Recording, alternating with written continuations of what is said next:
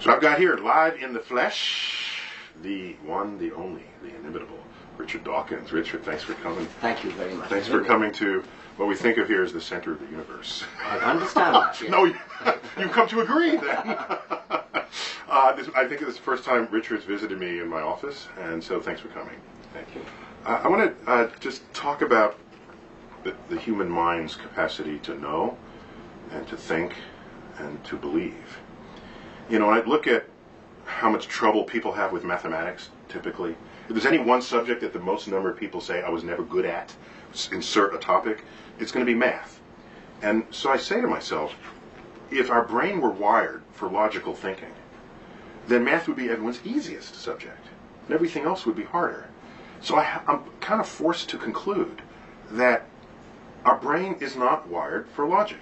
That's a very good point. And it's more than just that. I think there's also a kind of unwarranted pride in being bad at mathematics. You will never hear anybody saying how proud they are of being ignorant of Shakespeare, right, or Dryden. But plenty of people will say they're proud of being ignorant of mathematics. Or if they don't use the word proud, they'll say, I was never good at math. Ha ha ha ha. Yeah, they'll chuckle about it. It becomes a joke. There was a thing in one of the British newspapers where a science writer, I think a science journalist, was lamenting the fact that many people in Britain think it takes 1 month for the Earth to orbit the Sun.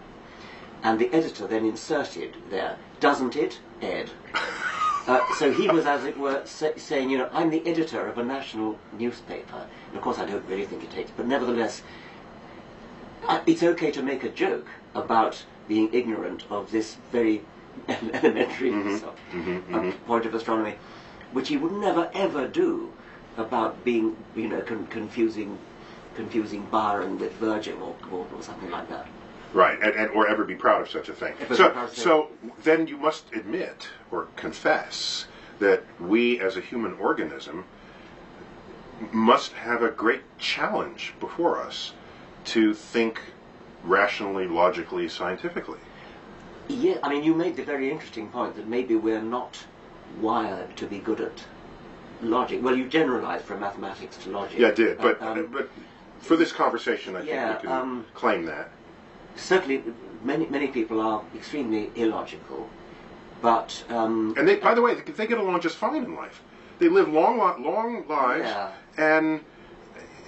But I think it's an interesting point that our wild ancestors, needing to survive in the presence of lions and drought and famine and things, you'd think logic would be pretty important for survival, wouldn't it? So, if not mathematics, at least. Well, it could be. Maybe early people who said, oh, there's a creature there with big teeth.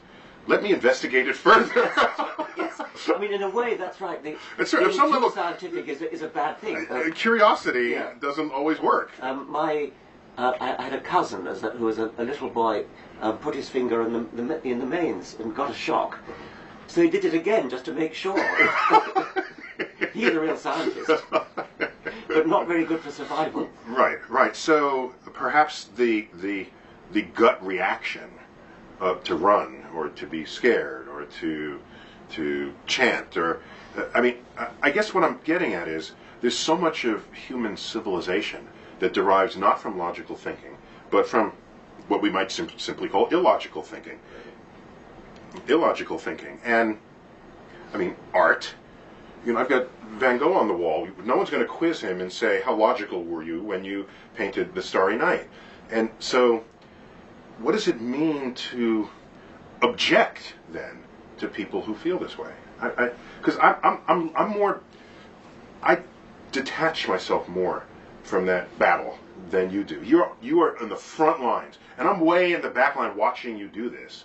And I'm saying, sometimes people just want to feel rather than think. Yes, I keep pushing back to the evolutionary origins of this, and when you have to survive in a hostile environment, it may be that you do need a certain amount of illogical gut.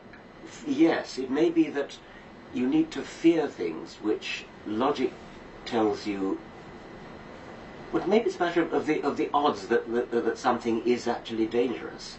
Or the cost to you if it is. The cost to you. If you see a sort of rustling in the trees, it could be a leopard about to jump on you, but it's much more likely to be the wind, and the logical, rational explanation is probably it's the wind. But when your survival depends upon the remote possibility, well, not remote, the rather lower probability that it might be a leopard, the prudent thing is to be more risk averse than the statistics justify. Yes, exactly. Yes. Yeah. So okay. So now we have a world where we're prisoners of this sort of genetic molding that has occurred, and now. But so I guess my point is I don't object as much to that as you do. Yes. Okay. And it what's the phrase? It tickles your craw, gets in your craw, whatever that phrase is. Yes, yeah. Yeah, and so get on this this campaign. Let me try to get in your craw, whatever the expression is. Go on, bring it on. A former professor of astronomy at Oxford told me a story of an American astrophysicist who... Now, I am one of these folks, so I would know these names if you mentioned them, unless they're suppressed. He didn't tell me the name. Okay. And this man writes learned articles in astronomical learned journals, mathematical papers, and the mathematics is premised on the belief that the world is, that the universe is between 13 and 14 billion years old. Mm-hmm. And this man writes his papers, he does his mathematics and everything. He privately believes the world is only 6,000 years old. Well, you may be tolerant of that because you may say, well, as long as he gets his sums right, as long as his paper is well... The research paper, yeah. Mm-hmm. Fine. I would say that man should be fired. He should not be a professor of astrophysics in an American university. And we might differ about that because you might say... his private beliefs are private, they're nothing to do with me. If he does his astronomy right, then that's okay. Yeah. I agree with you that that's how I would react. Yeah, what he does at home on Sunday, that's his own thing. But if it doesn't enter the science classroom, then I don't care how he thinks or what he believes. Let me take an even more extreme example, which is fictitious in this case. Imagine that you were going to consult a doctor. And I make him an eye doctor because they're sort of, above the waist. But you happen to know that he privately doesn't believe in the sex theory of reproduction. He believes that babies come from storks. Okay. I wouldn't go to that doctor. I'm guessing you would not go to that doctor. Yeah, but I've met plenty of people, especially in America, who say it's none of your business what he believes below the waist. He's an eye doctor. Is he a competent? Can he repair your cataracts? And I don't think he should be employed in a hospital because what you're saying about that man is that he's got the kind of mind which is so adrift from reality that even if he's a competent eye surgeon, I don't think he could be trusted. Okay, so you interestingly, you are reacting in the way our ancestors, hearing the rustle in the bushes, are reacting because most of the time it's wind. Yes. Some of the time it's a leopard, and that's a fear factor. That creates a fear factor that overrides everything else. He's a good eye surgeon. He or she is a good eye surgeon. Right. But there's that lingering risk that the stork theory of reproduction might somehow affect the scalpel.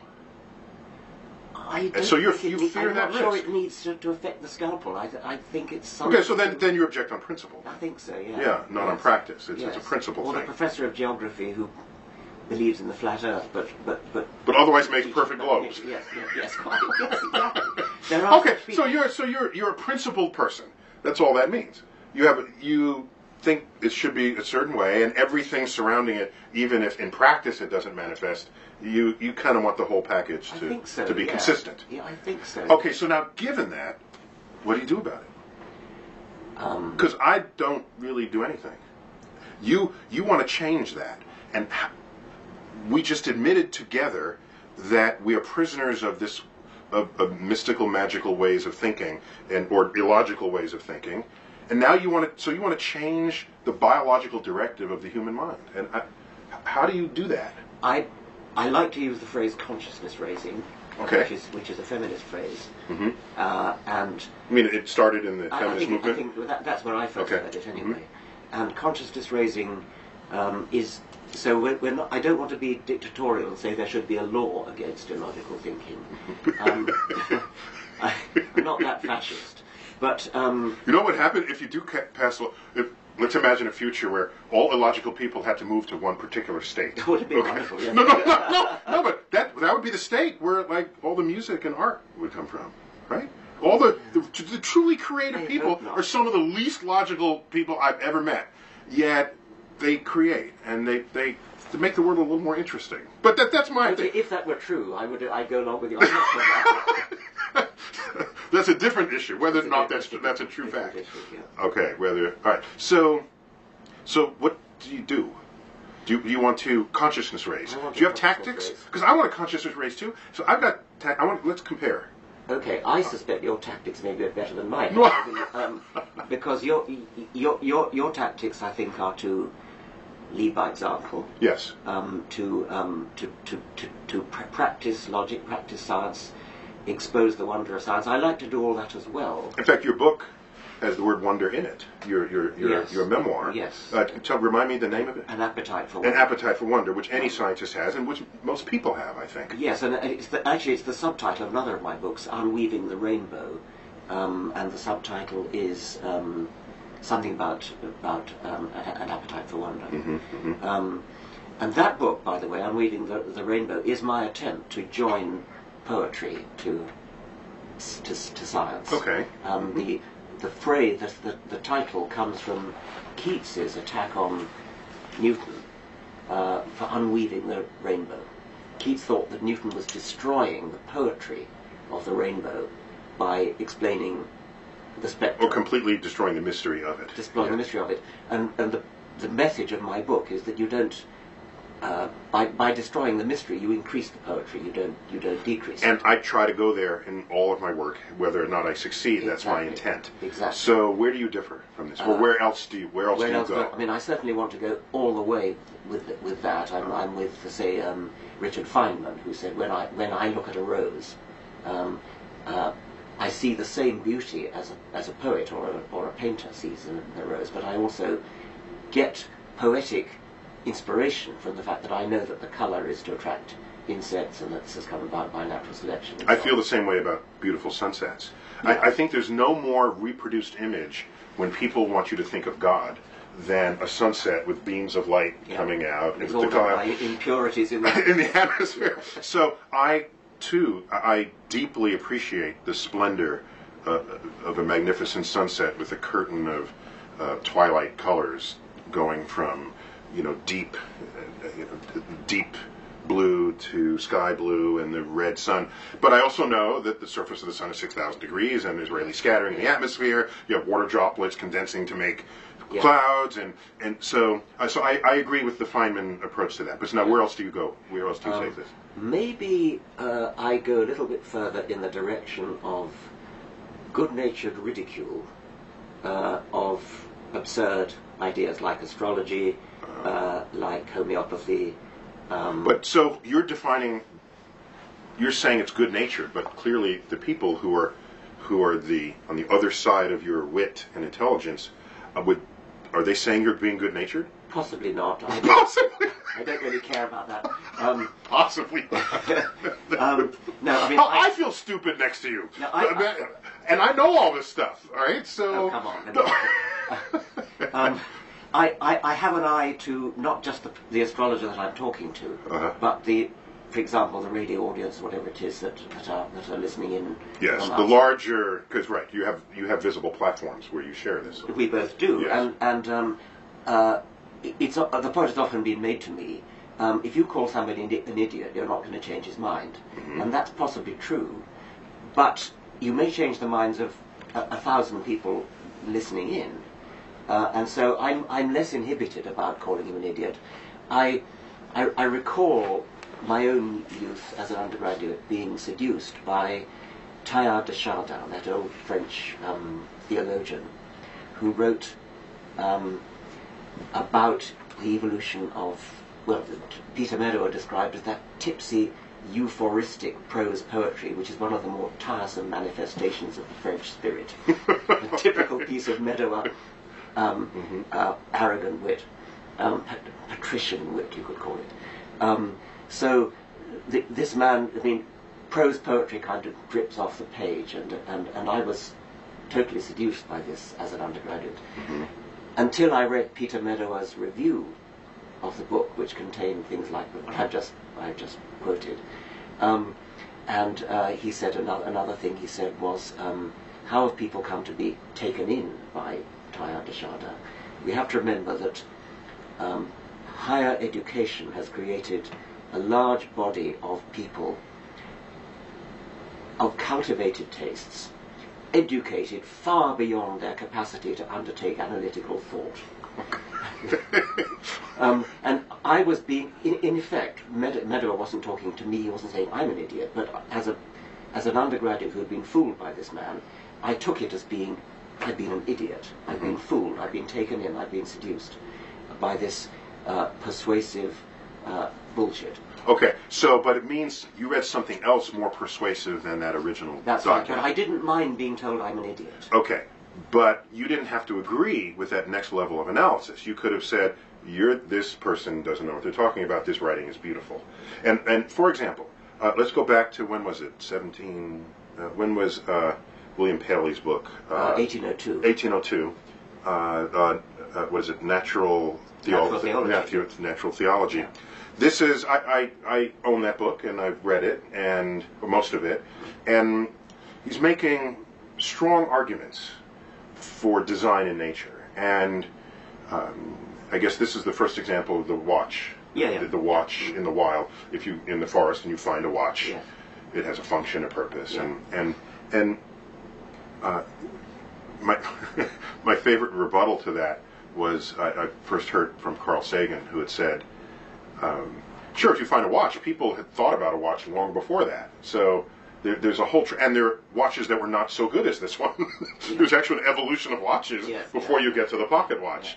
Yeah. And people saying, if you look at a Boeing 747, someone designed it. Well, look at the history of airplanes. Yeah. Look at the ones that crashed. Yes. Look at the ones that were not that big, that couldn't hold people. Yeah.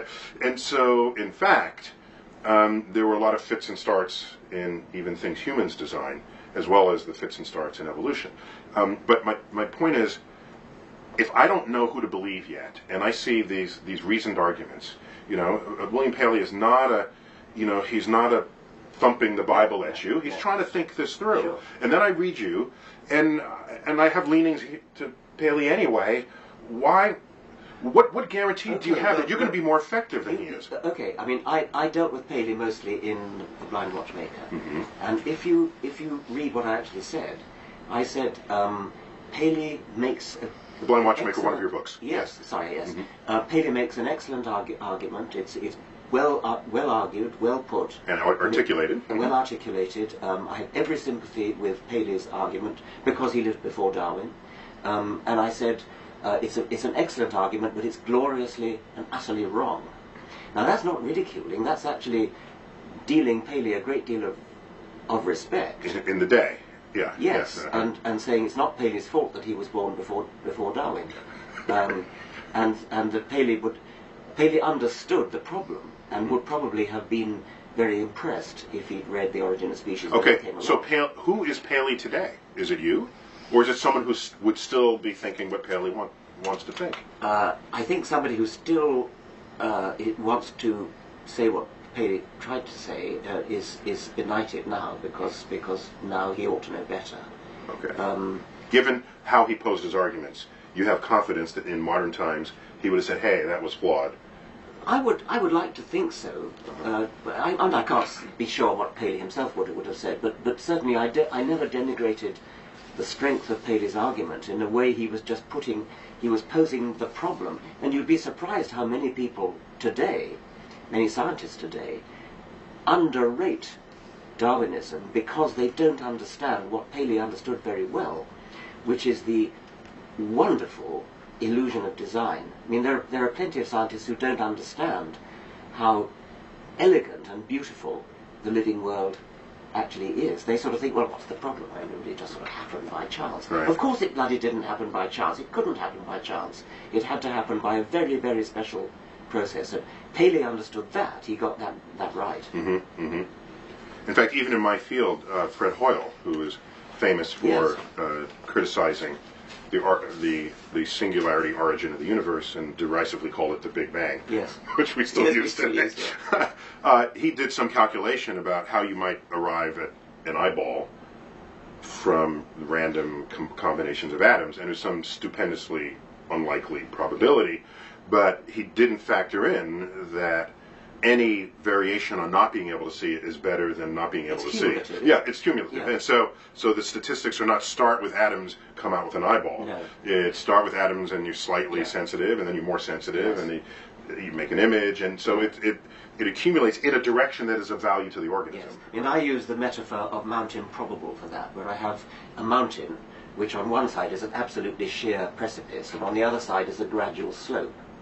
And the eyeball is sitting on top of the mountain. Getting it by random chance is equivalent to standing at the bottom of the mountain and leaping to the top in one leap, which you can't do. And that's equivalent to a theological explanation, by the way, as well.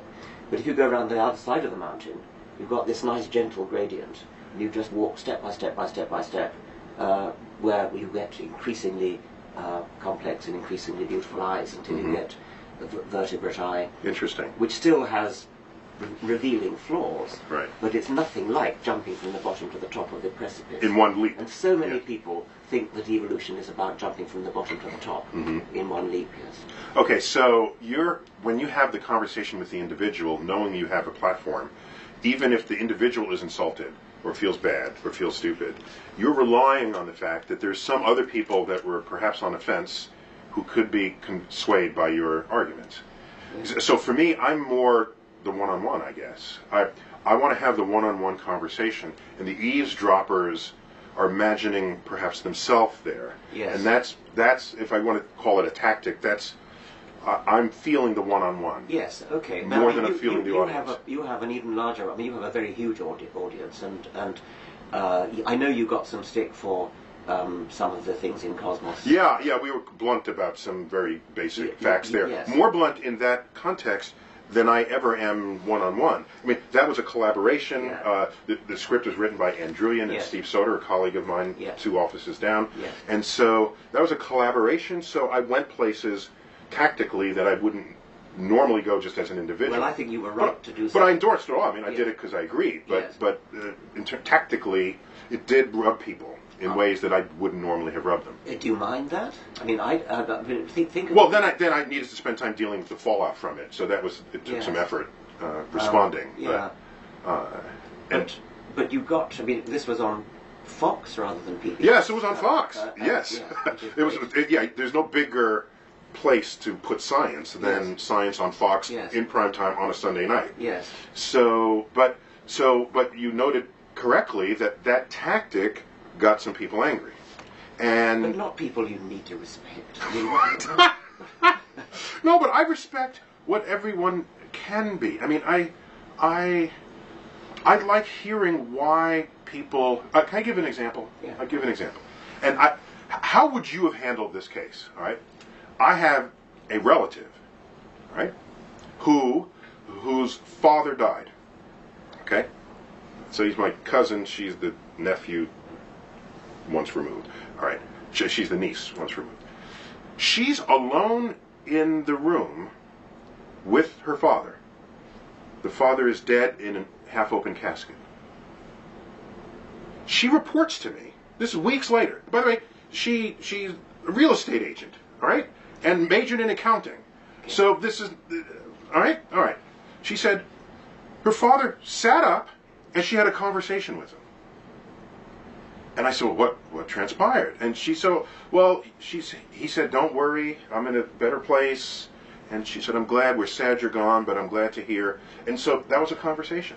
She said this flat-footed, conveyed this conversation to me. So I said, okay, how am I going to deal with this? This is family. How am I going to handle this? Here's what I did. I said, next time this happens, ask him questions that could be really useful on this side of that barrier. Like, where are you? Yes. Are you wearing clothes? Yes. Where did you get the clothes? Yes. Okay. Is there money where I you like are? that. Is Yes. there?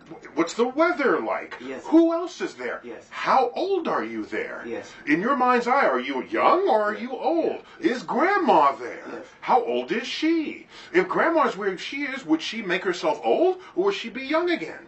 Ask questions. I think that's a terrific answer. Where you get information, and so now she's on notice. Next time this happens, she said, every time I see her, she said, "I got it. We're going to go there." And so now she's got her own little experiment that she's going to. That's next time terrific. dead people sit up and talk to her. It's like Carl Sagan when he was talking about people who claim to be abducted by aliens. Yeah. These aliens are enormously more advanced than we. Said, did you ask them about Goldbach's conjecture? Did you ask them about to prove Fermat's last theorem? Yeah, long-standing problems in our own culture. yeah. But once we advance some things, exploit this fact. Yes, I think that. So what would you? So if I could ask, what would you have done? I wouldn't have thought of that. I wish I had. I'm genuinely curious as to. I mean, do you think she was lying? Do you think she had a hallucination? I don't know. I mean, I'm a trained astrophysicist, so my first explanation is that it was a hallucination, because everything we know about dead people, they don't sit up and have a conversation, and of course there are no witnesses or video, so which would make a better witness than a human witness. But I didn't care how real she thought it was. What I cared was that I gave her tools. I gave her tools so that the next time this happens, she can separate an objective reality from what might have been in her mind. Yes. And then she arrives at that conclusion herself, not by me telling her she's hallucinating. I think that's terrific. I mean, if she was still grieving and still mourning, then I would have been inhibited in saying you were hallucinating. Out of sensitivity. Yes, out of sensitivity. Okay. And so there's a soft side to oh, sure there is. Let the record show, Richard. Yeah. He can be a puppy. But setting that aside, I think I would say something. Perhaps I wouldn't use the word hallucination, which sounds a bit sort of negative. Mm-hmm. I'd say something like, I think you probably drifted off to sleep and had a dream, something like that.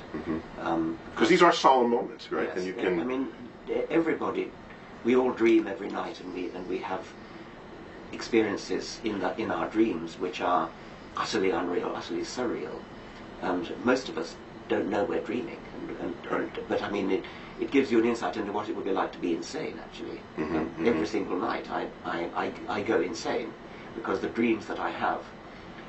Any rational person could immediately say, "This is not real. This is." So I think that would be a reasonably sympathetic way of saying. But I like your way better. So I'm just saying that's kind of my MO, if you will, just my methods of intersection.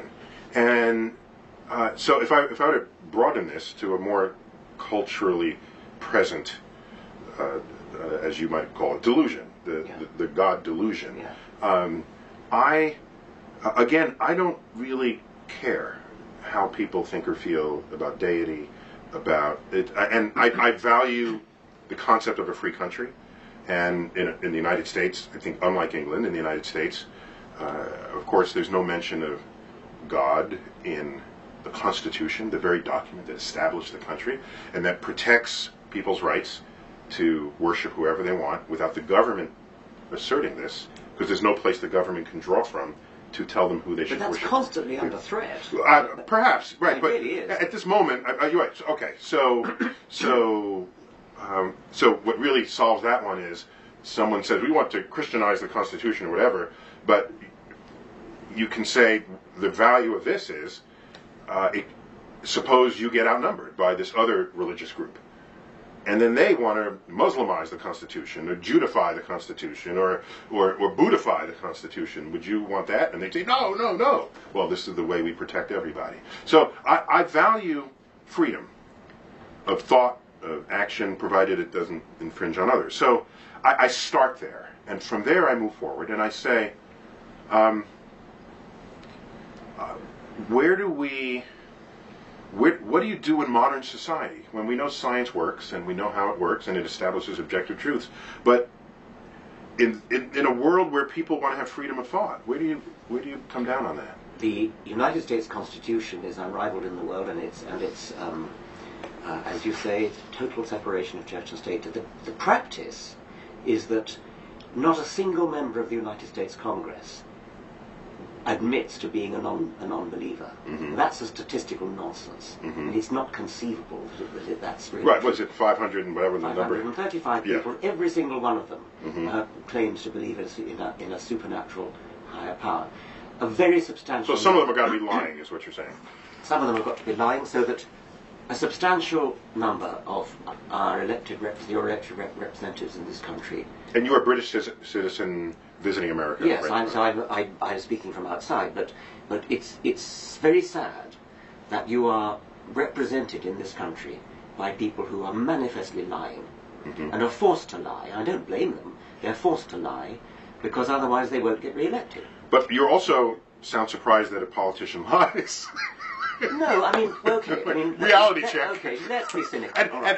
Okay, of all the things they lie about, it's just one of them in the list. It's just, Okay. just one of them. Mm-hmm. But it's very sad that they have to lie about their innermost beliefs, and they have to put on a mock sincerity, and they have to say, God bless America, with mock sincerity. It is tragic that people who don't want to lie about that, people like you and me who are absolutely sincere about our beliefs, could not get elected. And I think you're painting a too rosy view when you say, well, the Constitution protects. Okay. The Constitution may protect, but the In legal practice. system, in practice, the Supreme Court doesn't always. So what you're saying is the line that says there shall be no religious test for office of the Yes. president, that may be true legally, but in practice there is a religious test. Exactly. Yeah. There most certainly is. And the voters impose that. Yes. It's their democratic right to do so. But don't you feel the urge to get up and persuade the voters, look, you're imposing a religious test which is unconstitutional. You don't realize that the atheists, the agnostics, the secularists who seek office are excellent people in many cases. They're people like you. They're people that you would enjoy having a drink with. They're your friends. But they don't admit to their beliefs because they know they won't get elected if they do. Don't you feel the urge not just to persuade the legal system, but to persuade ordinary voters that they're barking up the wrong tree? They've misunderstood. So let's help me define this. So we have atheist, which I think is what generally understood what that would mean. In its simplest terms, it's atheist. You have no belief in Yes. a God. You don't necessarily positively deny. You don't say, I know there is no God. You say there is no evidence for Right. it. And so and secularism as a movement, how would you sort of I understand frame that that? the definition may be a bit different across the Atlantic. Across the pond. Uh-huh. To me, secularism means exactly a separation of church and state. So you can have a deeply religious secularist. In Britain or in India, you could. Uh-huh. But it may be that in America the word secularist is understood differently, and that's fine. I mean, words do shift their meaning a little bit. Mm-hmm. I don't know about the meaning of secularist. I think the word atheist has problems of sheer association. Mm-hmm. I don't know, you probably know the story of Julia Sweeney, the comedian who did... Well, I know the comedian, but what's the story? Okay, Yeah. she did a She's from Saturday Night Live, decades ago. Yes. Okay, Uh-huh. she did a wonderful sort of one-woman monologue on stage called Letting Go of God, which was the story, her own story, of how she escaped from her own I think I family. heard of this, but I never saw it. Okay. Well, there are some lovely moments in it, like when she first heard a still small voice in her head saying, "There is no God. There is no God. My God, there is no God." My God. Well, maybe I made that last bit. I don't know. But then, why? How does the Earth keep going round the sun? And Oh yes, there's Newton's laws, but then towards the end, she has a wonderful story about how it got into a newspaper that she'd become an atheist, and her mother read this, and her mother rang up in a panic and said, "Well, I don't mind you not believing in God, but an atheist." Okay. So that's one of the problems we're up against. Whether that comes from McCarthy, whether that means that's because atheist was in the 50s synonymized was associated with communism. Yeah. I don't know, but anyway. Which is why we ended up putting God on our currency. In the 1950s. Yes, yeah. and it's in the halls of Congress, in God we trust, yes, and in the Pledge of Allegiance. So it may be that the very word atheist needs to be on public relations ground a casualty, and you can substitute non-believer or unbeliever or secularist. Yeah, I can tell you that just in my life, there's been sort of a land grab of me by atheists to claim me as an atheist. And I've spoken on this in some various videos. My great objection is not simply whatever the definition of atheist is. I just don't want a title. I don't want to be labeled on the grounds that if someone comes to me expecting that I fulfill a title, or some label, as I should say, then they will presuppose they already know my arguments in advance. And I'd rather they hear me from scratch and hear me build an argument and a conversation, and then we build it together. A very subtle point I'll just insert here.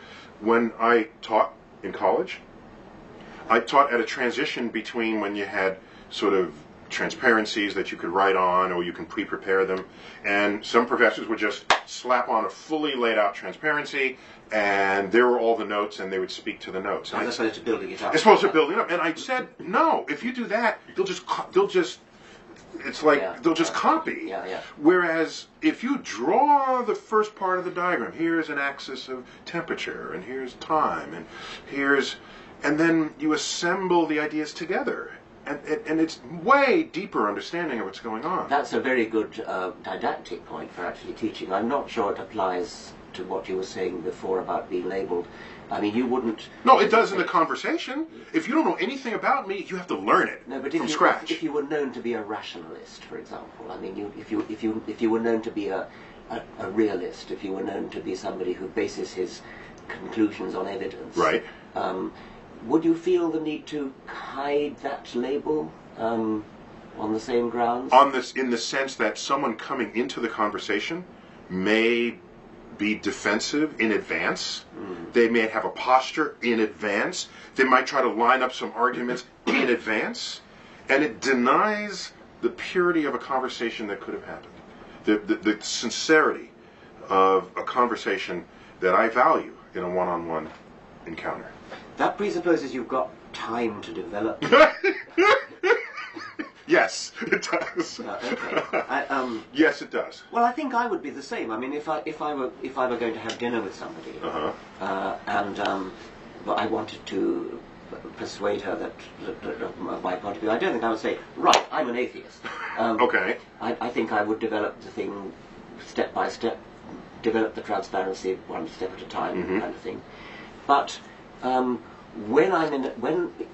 if I were living in a country where it was impossible to get elected, if you had that label, I think a little bit like gay pride. I mean, I think it's like standing out and saying, I'm gay, or I'm not gay, but I believe in gay marriage, or something. But I think part of the difference there is, and I think I've got this right, in the secular movement, there's an urge to get more people to think that way, or to be that way, on the grounds that you have a better society for having done so, or a more rationally deciding society. I don't know a single gay person who has an objective to turn everybody gay. They just want themselves to be respected for what they are, but they're not trying to make everybody else gay. And that's different from, such as in the book The God Delusion. There's no book, the straight delusion. We're the right way to be. So to me, there's a difference in objective between the gay movement and the secular movement, if you will. Yeah. I think you're exaggerating the desire of the secular movement to convert everybody to our point of view. We're not like missionaries knocking on the door and sort of saying, have you found Jesus, and that sort of thing. Or have you not found Jesus? Yes. Have you lost Jesus yet? It isn't really like that. It's rather more, we want to convert you not to atheism, but to the view that atheists should not be discriminated against.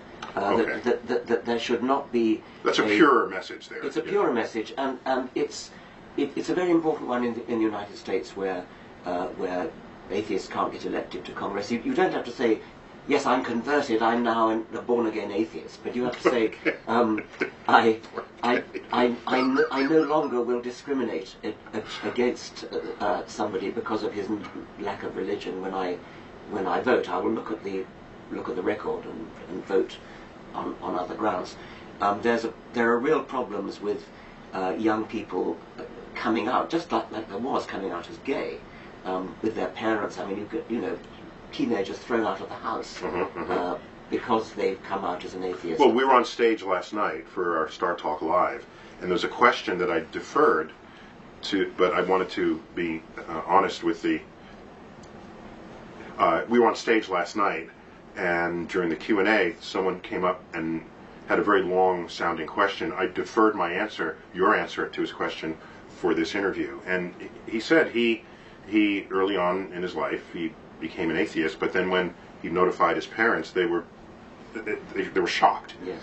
Damn near ready to reject him, disown him. What do you have suggestions for situations? One of the like things, I mean, we've got this campaign going called Openly Secular, and one of the things we're trying to do is to give sort of a pack of hints for that sort of thing. But there's an amazing. It's like, how do you know if you're secular? Yes. No, I mean, how do you break it to your parents if they're and it's very similar to the problem of breaking to your parents you're gay. Uh-huh. There's a really rather tragicomic YouTube film of a boy of about 16 breaking it to his mother that he's an atheist, and the conversation takes place in the kitchen. And he's not very articulate young man. He's sort of, Mom, I gotta tell you, I'm an atheist. And she said, you're an atheist? Right, no Christmas presents for you. That's funny. And tomorrow you're going to see the bishop. Okay. And so she's kind of hysterical, and the boy's kind of hanging his head and that thing. And his father's kind of... I'm still laughing at the no Christmas presents. Yeah, That's good. And the father is kind of sitting slumped in his chair, sort of, not really wanting to be part of this. I worry a little bit about why somebody was filming it. I mean, it doesn't seem to be plausible that somebody would have actually had a camera running. Mm-hmm. So it may be a fake. But if it is, it's not a very well acted, it has the... But even if it is a fake, it's not an unimaginable scenario. So therefore, that's what we should be responding to here. I know it's common. I get letters. My foundation, the Richard Dawkins Foundation, for Science and Reason. For Reason and Science. Oh, Reason and Science. Yeah. Okay. Gets letters all the time from, especially young people talking about their parents. Sometimes people worried about losing their spouse. So of course, every time in marriage, if you announce to your spouse you're gay, you lose your spouse 100% of the time. Of course not. No, if you're gay, well, how do you play that? There might be special problems there with your spouse, but we, with my foundation a little bit earlier, sponsored a thing called the Clergy Project, which was an attempt to help to rescue, really, clergy people who have lost their faith.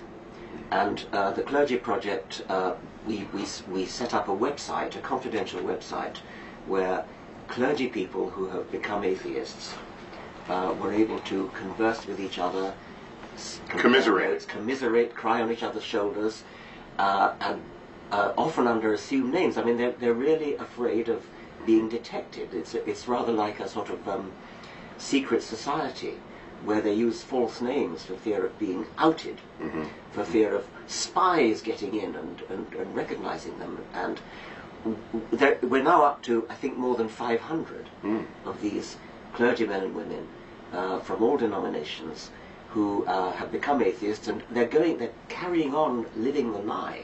They're going on preaching sermons and conducting So well, they have their training, so it's not like... They have their training, they're not trained to do much else. I mean, some of them, one by one, they're beginning to come out.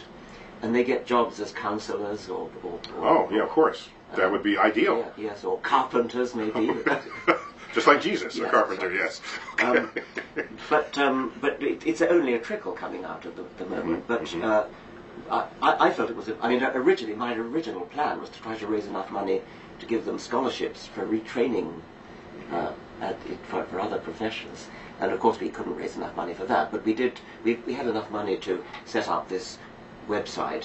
And they do get a feeling of bonding, a feeling of fellowship. They can talk to each other. It's the internet at its best. You find yes, people... but they can't talk to their spouse very often. They can't talk to their children. They can't talk to their parishioners. These would be denominations where you can marry, so it would not be Catholic priests. It wouldn't be Catholic, no, so they fear being outed because they are respected pillars of the local community. They're going to lose all that. They're going to be ostracized in many cases. So are we living in different times from a century ago? Did Darwin create a deeper divide? Was there a community of religious people who dug their heels in stronger after Darwin? Because I don't remember this level of conflict. Well, maybe I just was unaware. I don't claim perfect knowledge of total social cultural mores around the world, but I remember a day where religious people went to church or synagogue or mosque on the weekend, and during the week you went to school and learned science. Yes. And that was kind of a happy line in the sand. Yes. And that line in the sand is being sort of rubbed away. I think that is. I think that's a real change. Yes, it's not just my perception. Well, I don't live in America. I think it probably is a real change, yes. From the 1800s to the 1900s? Oh, well, no, I thought that might be different. I mean, you're talking about within our life. Oh, yeah, sorry. Yes. Both. I'm asking both questions, but yes. Oh, in Darwin's time, there was quite a ready uptake of Darwinism among educated clergy people, like Charles Kingsley. And mention these names like, yeah, of course, Charles Kingsley. We're Americans here. We don't know any of these people. Charles Kingsley. I just like you've got all these names, and they must be basic knowledge to all. I don't know American cultures. Brit educated people, right? Right. Charles Kingsley. We know Kim Kardashian, and you know. Okay, go ahead. No, I didn't know any of that. And we know her buttocks. That's what we got here. All right. Charles Kingsley wrote a book called The Water Babies, which is a famous children's book, and he was a clergyman, I think, and he was a friend of Darwin, and he immediately adopted evolution when The Origin of Species came out, as did quite a lot of other clergymen. Other clergymen didn't, and famously the Bishop of Oxford, Soapy Sam Wilberforce. And they would draw him as an ape, a hairy ape. Yeah, yes. Yeah. So they focused on the ape aspect rather than on the more general, total evolution of life. And I think you're probably right that when you were a boy at school, it was church was something you did. So yeah, and that was respected and sacred, and the rest of life was the rest of life. But it does appear to be a real phenomenon that people who are not religious in America today are in danger of being ostracized, and this is not true in places like Silicon Valley, where I've just been. I mean, I kept meeting people in Silicon Valley who said, well, what's the problem? I mean, I'm an atheist, everybody knows I'm an atheist. But they live in Silicon Valley. Yeah.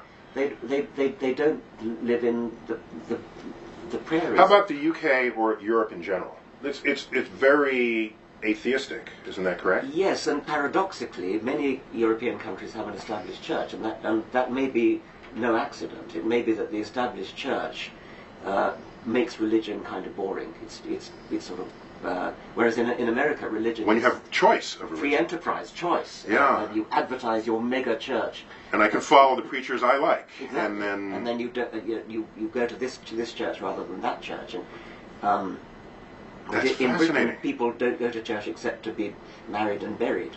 And when the brief time I spent there while we were filming Cosmos, that's when I learned. There's this thing called the Anglican Church. Yes. But it's an administrative entity, practically. And beyond that, nobody goes to church. It crowns the monarch. That's it. Yes. And then it's done. Yes. And the rest of Europe is? I think Europe is very variable. Poland, for example, is almost exclusively Catholic and rather loyally so. Scandinavia, Not so much. Not like Scandinavia, they more or less totally dropped religion, except for Islam, incidentally. Islam in Scandinavia. In Scandinavia. And I think France and sort of the traditionally Catholic countries, France, Italy, Spain, there's a very strong anti-clericalism. But I don't know very much about Europe. But I do get the impression that, it's more than an impression, that America, the United States, stands out like a sore thumb for its religiosity. You have to get more or less right over Europe to the Middle East before you start getting a similar preoccupation with religion. Now, if we go back in time, essentially every famous scientist pre-20th century is religious. Galileo is religious. He's a devout Catholic. Newton was Anglican, but he objected to the Trinity, I guess. He had some issues. So it's not uncommon to have strongly religious people in modern times cite the religiosity of scientists of the past. And if you look at the numbers today, I haven't checked the very latest ones, but when I last did check, in the United States, it's as many as a third of practicing, publishing scientists would claim to be religious in the unambiguous way where you ask, do you pray? Yeah. To have an all-powerful being intercede in your daily affairs. So you can't then say being religious is in and of itself the problem. You'd have to modify that argument to say it's when you want to do this with your religion that it's a problem. But otherwise, for all these other people, it's just fine. Okay, let me take that. I think we want to make a big distinction between the historical point and the present day. Sure, I conflated them. I'm sorry. Newton, Galileo, pre-Darwin. You couldn't not be religious pre-Darwin. At least, I mean, you could, but you would have to be very, very stalwart in your skepticism, right. Because I look around the world, it kind of looks almost obvious. This is going to get misquoted. It looks almost obvious that there had to be a designer, and until Darwin came along. Who can blame Newton and Galileo? So I'm deeply unimpressed by that argument. The 1/3 of scientists in America, that's approximately correct, yeah. by the polls that I've seen. If you move off from scientists generally to fellows of the National Academy, the elite scientists, or in the Royal Society, studies have been done of both the American National Academy and the British Commonwealth Royal Society, almost identical. The corresponding elite bodies of elite academies of science. About 10%. So that number drops. The number drops dramatically. Now, I've seen you make the point that we still have to worry about the 10%. Well, I don't think I used the word worry, because that was how people wanted to characterize me. But my actual point was, we have people such as yourself out there, making the case to the public. But I don't see you making the case to the third of scientists, our professional brethren.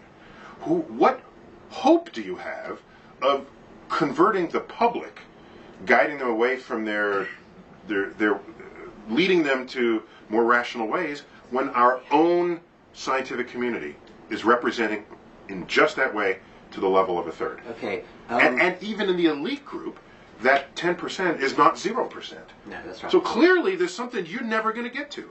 I think that's right. You have to put a little bit of caution on that. If you ask them what they actually believe. The scientist. Yes, ask the scientists what they believe. They may say they're religious, they may say I'm Jewish or I'm Christian. If you actually ask these... this 1/3. The 1/3, and perhaps more particularly the 10%, what they believe, they will talk about mystery of the universe, and they have a sort of reverent attitude, which I have as well, and I think you have. But then if you say, do you actually believe in anything supernatural? You call yourself Christian, but you believe that Jesus was born of a virgin or rose from the dead? Of course they don't. And so you've got to kind of subtract them off, I suspect. You subtract off the Einsteinian... so the Einsteinian is that Spinoza's God, where if there's a God of the universe, that that is responsible for laws and things, and responsible for the universe that science observes, which is kind of untestable. Yeah, I don't think it would even be responsible. I think it was just God is the universe, which is a bit different from thinking that there's an intelligence that started it all. So I think you want to subtract them off. Okay. Einstein, unfortunately, muddied the issue by using the word God rather freely. And everybody wants to claim him and for people therefore want to claim Einstein, rather like you're afraid of being claimed. Well, I just want to make my own arguments. Exactly. I don't want to use somebody else's argument. Einstein used God as a metaphor, and he said things like, what I really want to know is, did God have a choice in creating the universe? He simply meant, is there only one way for a universe to be? Yeah. Or when he said, God doesn't play dice, he doesn't play dice, but he doesn't play dice. He was expressing skepticism of the Heisenberg. Or the phrase, I want to know the mind of God. Yes, that's right. So subtract them off, and then you are left with a few who actually do believe in the virgin birth. And I don't know what to make of them. I mean, I think that they're, as it were, traitors to some. But they still do science, again. But like these... You object philosophically. Like the astrophysicist that I told you about. Yes, that. Who, I think he's a traitor to science, and well, okay, we've been there already. Perhaps I tell you, I mean, my British foundation, I have a British foundation as well as an American one. Is it the same foundation but separately incorporated? It's got the same name, separately incorporated. We did a survey, but we commissioned a public opinion poll, and we chose the very week of the census, which took place in 2011. And the census in Britain actually asks what your religion is, and you have to tick a box that says Christian, Jewish, Muslim, etc., or none. So we sampled, we commissioned a professional polling organisation to sample those who tick the Christian box, to find out what they really believe. Obviously it was only a sample, it was a couple of thousand, but it was done professionally. And so we asked them questions like, okay, you tick the Christian box, do you believe Jesus is your Lord and Saviour? No. Do you believe Jesus was born of a virgin? No. Do you believe Jesus rose from the dead? No. Then why do you call yourself a Christian? Oh, because I like to think of myself as a good person. So that's the kind of level that's the kind of level that people will think to in agreeing to tick the Christian box, to get the label, to accept the label of Christian. We then said, well, you like to think of yourself as a good person. It wasn't sequential, they were all separate questions, but you like to think of yourself as a good person. When you're faced with a moral dilemma, when you're faced with a moral decision in your own life, do you turn to your religion? Or do you turn to your friends? Do you turn to your cultural background, etc.? That's an excellent question. I want to comment on that in a minute, but go on. Beautiful and I think question. It was only about 9% said that of the people who ticked the Christian box who said they turned to their religion, although a majority said that they ticked the Christian box because they like to think of themselves as a good person. So all this is showing really is be skeptical when people tell you that they're religious. Be skeptical when people tell you, I am a Christian or I am a Jew. Especially if they say I'm a Jew, that probably means that they are loyal to Jewish traditions. And in America, generally it means that there's unless they're full-out Hasidic practicing, Judaism is a culture more than it is a religion here in the United States. Which is fine. I was interviewed for the New Yorker magazine, and at some point the interviewer asked, was I raised in any religion? I said, yes, I was raised Catholic. And that was actually the first time I'd ever said that publicly. I never tried to hide it, just no one ever asked. And I said, but it was kind of like we used to go to church weekly, and then it kind of faded to once a month. Then we became Ashes and Palms Catholic, where you just go on the holidays, and of course we celebrated Christmas. But the real point I wanted to make in this article was that it did not influence in any obvious way any decisions we made. My mother never came to us and said, you shouldn't do this because Jesus is watching. There was no such interaction in the household. But the urge to say in an article on Neil deGrasse Tyson, he was Catholic, but now he's a scientist and lost his Catholic ways, as though there was some big transition that happened. There was no transition. There was no it's not. So I see the urge of people to want to make these associations, but in our household, there was never what would Jesus do. It's what would a rational thinking person do in this situation. Yes. And that's how my whole life unfolded. I think there is also a kind of cultural loyalty which is not so strong as the Jewish case which you mentioned, but especially perhaps in a place like Northern Ireland, which is politically riven between Catholics and Protestants. I mean, the joke about, yes, you're an atheist, but are you a Catholic atheist or a Protestant atheist? Well, it's almost a cliche in Northern Ireland. But there is a sort of thing, you ask, well, I'm sure as hell not a Catholic, but so I'd better say I'm Protestant. Okay. Well, this is the problem with labels again. Yes, it's what that is. It's all very well to say that in America there's a constitutional separation between church and state, but how do you deal with the fact that a non-believer cannot get elected to high office? Yeah, the closest I've come to addressing that was on Bill Maher.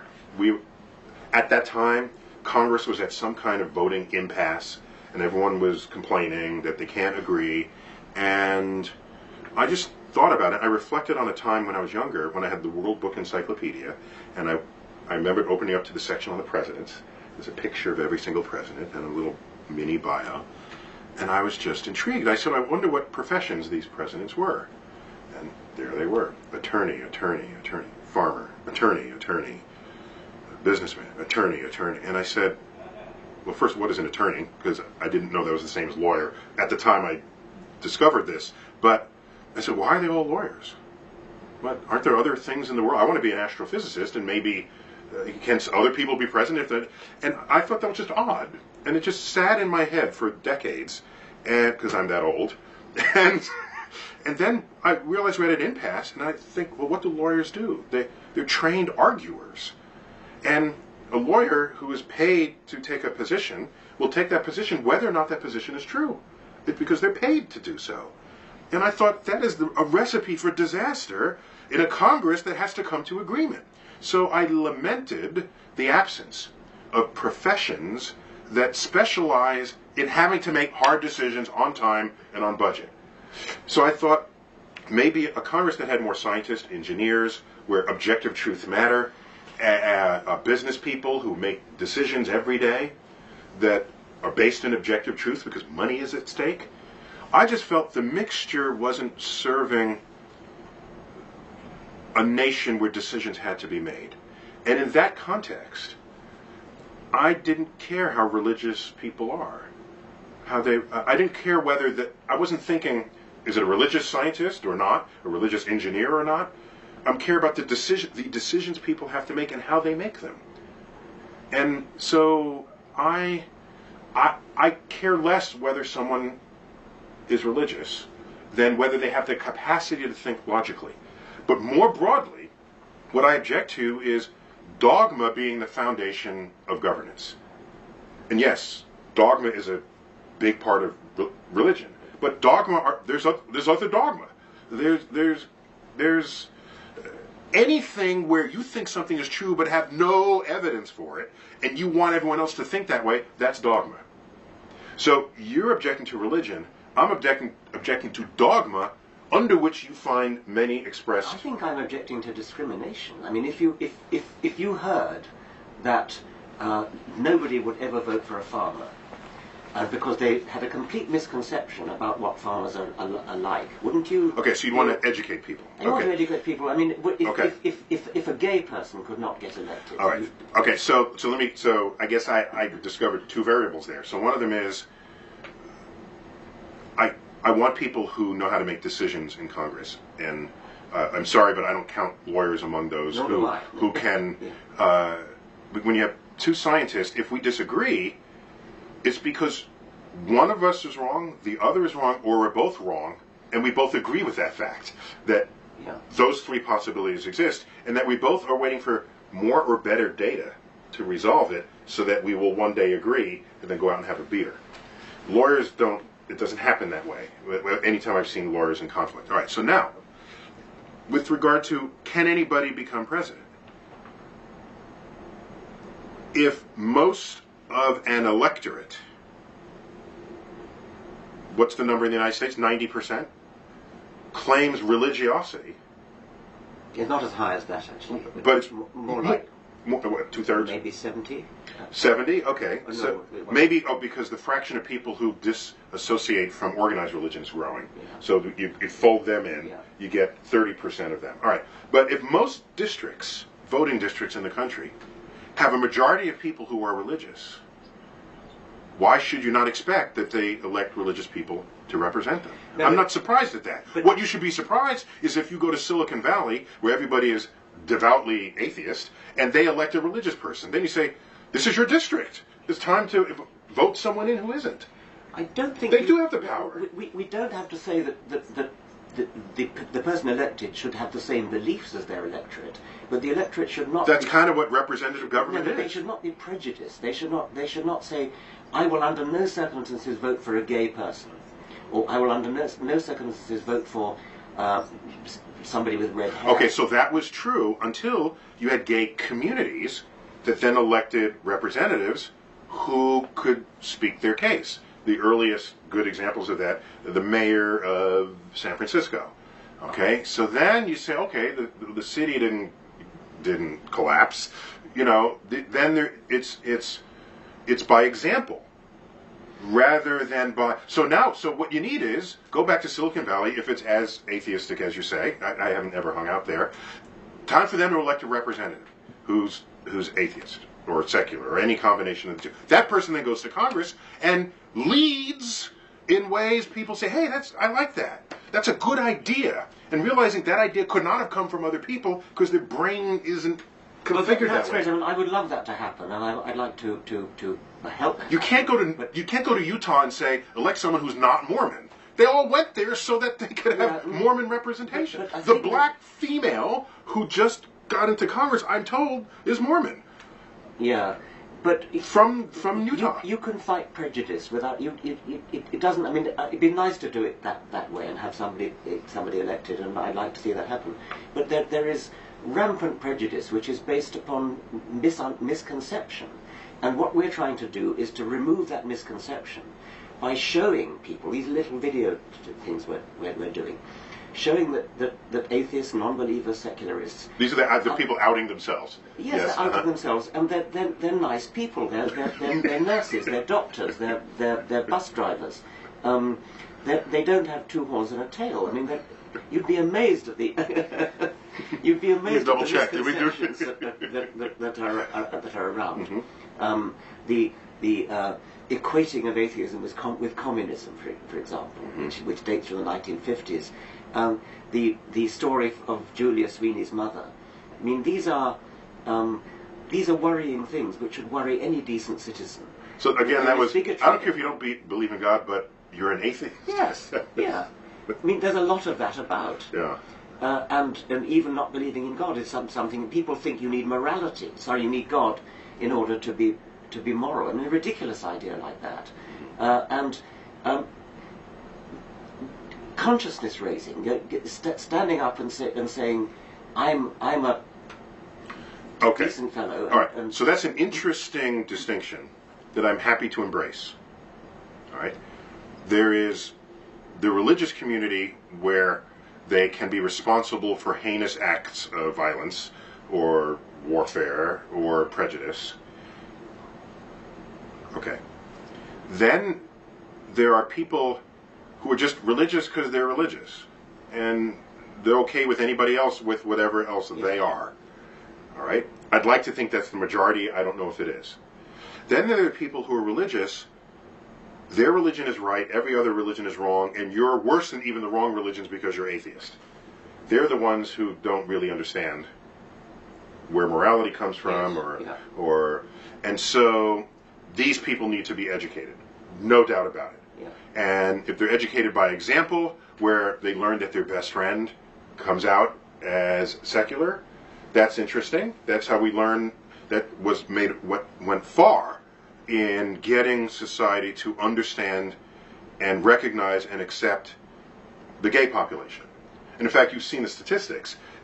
The percentage of you've seen the statistics. If you look in the age spread of who endorses gay marriage and who doesn't, So the younger is the demographic, the more open they are to this, because they all have friends who totally are open about it. And the people 60 and over, none of their friends ever admitted to them that they were gay, because they're there. We got the numbers, they're real, and they show up in every generation. So maybe it's just slower than you want it to be. It's great to have friends doing that, and that's very important, of course. But any advertising person knows that a role model. I mean, you're a role model, but big time in America. And for somebody like you, who has an enormous following, not just as a scientist, but as a obviously nice guy, if I may say. I mean, the sort of person that everybody likes. Thank you. Like David Attenborough in Britain. We just had him on Star Talk. He's the nicest guy ever. Absolutely, yes. Ever. Yes. Ever. So when somebody like that stands up and says, "I'm gay" or I'm a non-believer," that's worth millions of ordinary friends. And so I think it's something that needs to be done. And these little YouTube videos are great when they're the man next door or something, the woman next door. But the sort of person who could sell soap flakes. I mean, you can do much better than selling soap flakes. You can sell anti-bigotry. Well, I mean, I'm out there. I guess it's just it's not a big issue to me. No, that's what it is. And I'd rather get people to discover the beauty and grandeur and splendor of the universe, and whatever comes out of that. If you, for having studied Darwin, became an atheist, why tell them to be an atheist?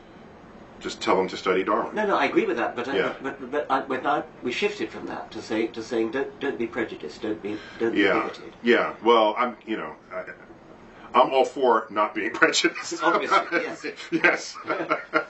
Big fan of not being prejudiced about anything. But that 30% number, that was a smaller number before. It's growing. Sorry, the 30%. Who are... I think that 30% may be of the younger demographic. I think it might be 20%. So it's even higher. I see. No, I think it's skewed by the younger generation. But even 20% is a high percentage. That can shift elections completely. Yes, but and in a way that the Jewish vote can shift elections, whereas the numbers are much smaller. Much smaller. Yeah. They're way smaller. Yeah. The fraction of the American population who is Jewish compared with the fraction of the American population who is non-believers. Non-believers is the... And yet the non-believers are manifestly failing at shifting elections. I mean, we can't even get a single member of Congress. Right. Well, I still would rather just have no label at all. The only is I am, as I said, is a scientist. Yes. And beyond that, have a conversation with me, as we just did. Yes. Well, good. I mean, too. And last thing, just to get the current events value of this, the Pope came out. Pope Francis came out just a little while.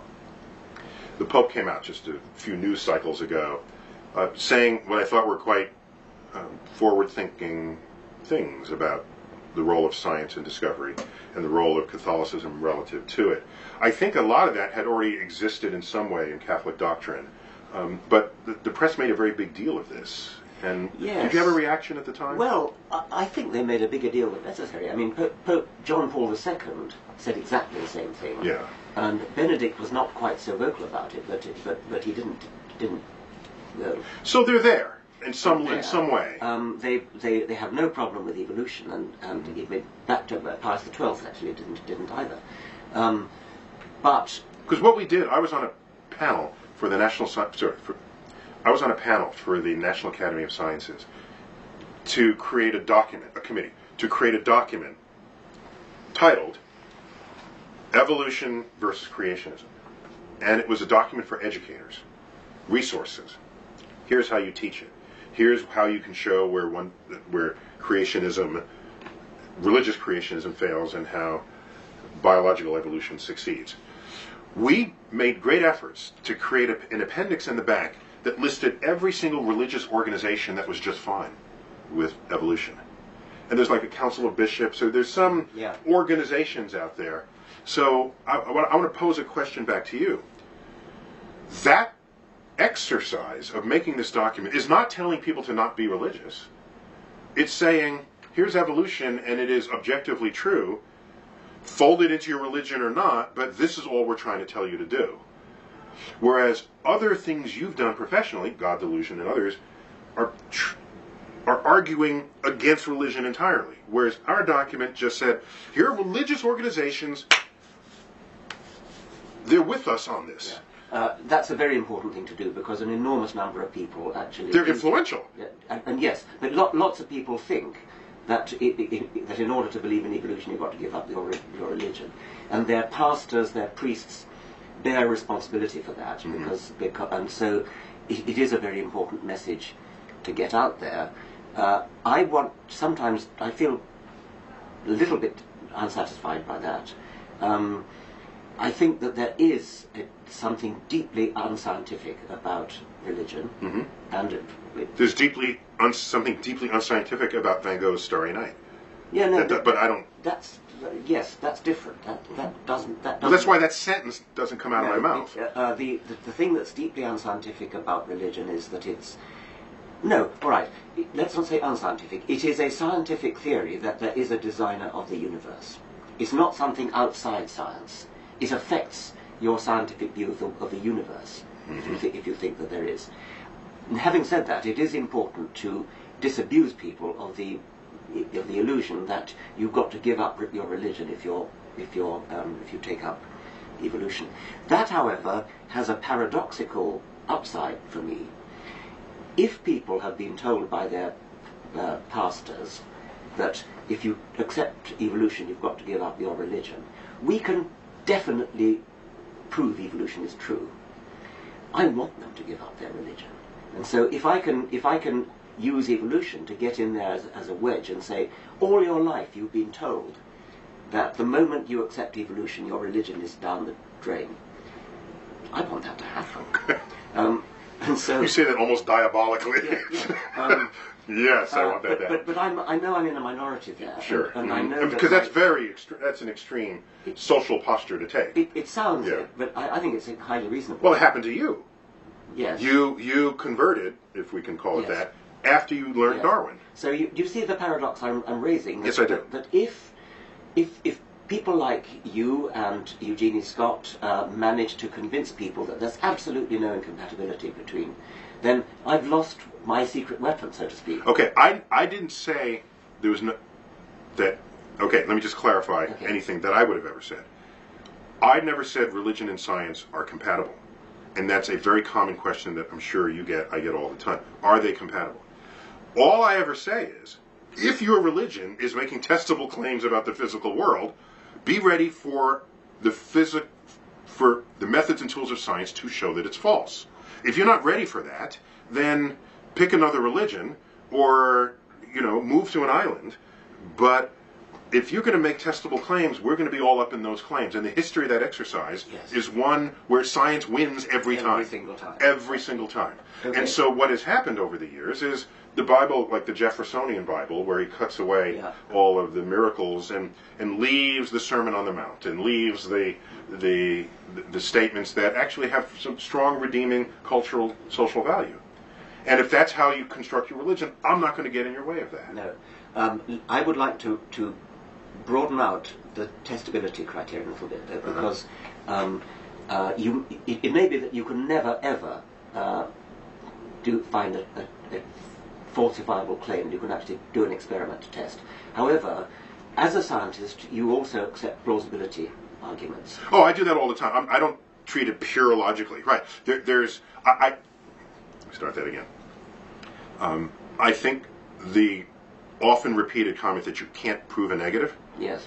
I think that is a very misleading concept. In science, we show negatives all the time. I don't want to use the word proof because that's mathematical. Proof exists in math. Yeah. So for example, if you have a hypothesis that a bear exists in a certain zone, a certain geographic zone, and you know that the bear would have to be heavy, and if it rains, a bear would leave footprints, and bears poop, large poop. All right, and there's there would be evidence of a bear even if you never found the bear. Yes. And if you do not see the poop, you do not see the footprints, even if you drop dust, white dust around. There ought to be evidence. Okay? Yeah. And there's no, and you put it in front of a cave, and you wait for a full cycle of seasons, and there are no footprints. Scientifically, you have demonstrated the absence of a bear. Yes. Conclusively enough, said you can walk up and down there and send your kids out there and not worry about it. It's not totally conclusive, but for all intents and purposes... Scientifically, we're good with that, and we move on to the next problem. I think that's a good parallel for God. Mm-hmm. So perhaps the difference between us is, I don't care if they want to keep believing that. I just care that they stay out of the science classroom. Because then it's not science. It's really not science. And there was no tradition of scientists knocking down the Sunday school's door, trying to tell the theologians and the preachers what to teach. There's no tradition. Atheists don't even do that. And so I cry foul when they want to come over. And part of it, I think, is they know that science has a certain cachet, and they want to sort of attach to this. That's what the Templeton Foundation is all. It's founded by Sir John Templeton, the financier, who got fabulously wealthy, and he felt pretty sure that there was some connection between the physical universe and spirituality and God and religion, and so he just wants to explore these intersections. All right. I was asked to answer the question, does the universe have a purpose? And I was paid for that, and that's online. And I actually read it to script, so that there's like a YouTube video of what I wrote illustrated. But I did take money because I felt this was an occasion for me to tell that audience how a scientist views the the more answer money to you that. take, the less there is for them to get to.